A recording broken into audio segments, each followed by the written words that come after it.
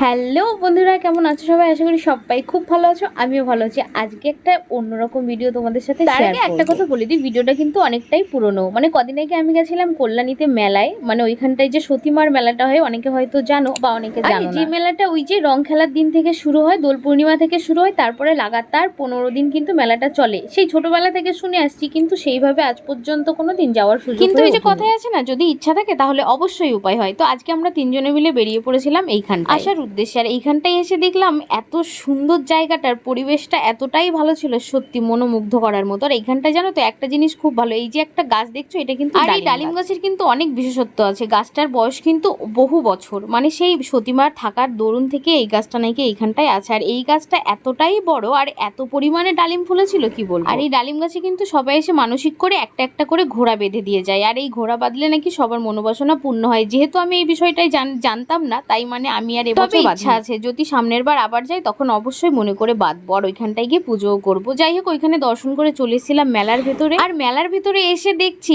এত পরিমাণে দোকানপাট এখনো আছে। মানে আমরা যেহেতু এসেছিলাম প্রায় মেলাটা আজকে 10-12 দিন পুড়ে গেছে, তারপরে আমরা মেলায় এসেছি। প্রথমে তো ভেবেছিলাম মেলাটা আছে কি নেই, কিন্তু পরে দেখলাম ভাঙা মেলাটাও যে এত পরিমাণে দোকান থাকতে পারে, সত্যি কথা। মানে এই মেলাটাই ইনাফ ছোটখাটো একটা জায়গায় মেলা বসার জন্য। আর এত সুন্দর সুন্দর জিনিস উঠেছিল, যেটা শুধু দেখে আর মনে হচ্ছিল যেন প্রত্যেকটা জিনিস থেকে একটা করে জিনিস। প্রথমে কিন্তু বাড়ি থেকে প্ল্যানিং করেছিলাম তেমন কিছুই কিনবো না, শুধুমাত্র একটুখানি ঘুগনি আর একটুখানি ফুচকা, মানে যা যা হয় মেলার ওইগুলো খাবো, দিয়ে বাড়ি চলে আসবো। কিন্তু বিশ্বাস করো, আমাদের টিমে আমরা 3জন মেম্বার গেছিলাম, কেউ কিন্তু তেমন কিছু কেনেনি। আর আমি তোমাদের তো এর আগে একটা ভিডিওতে দেখিয়েছি কত কিছু কিনে নিয়ে এসেছিলাম। এত ভালো ভালো জিনিস যেগুলো দেখে আমি নিজেকে ধরে রাখতে পারিনি। আর যখন কানের দুল কিনতে গেলাম, ওই দোকানে তো হাজারো রকমের কানের ছিল আর এত কম দামে দিচ্ছিল, যার জন্য 3-4টে নিয়ে নিয়েছিলাম। কেনাকাটা সেরে চলে এসেছিলাম খাওয়ার দিকে। একটুখানি ঘুগনি খেয়েছিলাম আর আমার অতি প্রিয় একটা খাবার ভাপা পিঠে, এইটাও এই মেলায় বিক্রি হচ্ছিল। আর এটা যখন চোখের সামনে দেখেছি, না খেয়ে কি আর ছাড়া যায়? কি সবাই মিলে এক পিস করে খেয়ে নিয়েছিলাম এখান থেকে। ভাপা পিঠের দামটা কিন্তু খুব কম ছিল। কত করে নিতে পারে বলো তো?